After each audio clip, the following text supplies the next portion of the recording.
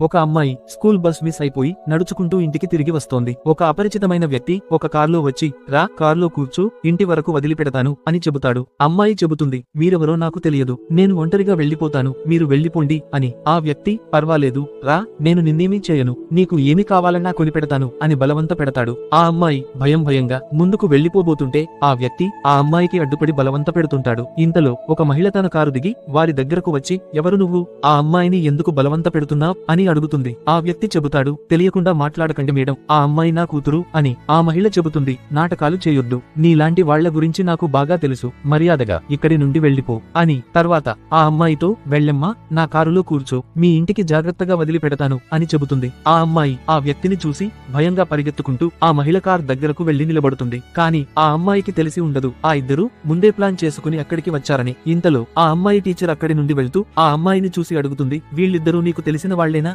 అని. ఆ అమ్మాయి తెలియదు అని చెబుతుంది. ఆ టీచర్ అర్థం చేసుకుని తన మొబైల్ బయటకు తీసి, నేను పోలీసులకు ఫోన్ చేస్తున్నాను అని గట్టిగా చెబుతుంది. వాళ్ళిద్దరూ అది విని ఎవరి కార్లలో వారు వేగంగా అక్కడి నుండి వెళ్లిపోతారు. కాబట్టి అమ్మాయిలు జాగ్రత్తగా ఉండండి. ఇలాంటి పరిస్థితుల్లో తెలిసిన వాళ్ళు, నమ్మకస్తులు ఉంటేనే వారిని నమ్మండి. ఆ టీచర్ చేసింది తెలివైన పని అని మీకు అనిపిస్తే ఎస్ అని కామెంట్ చేయండి. ఇలాంటి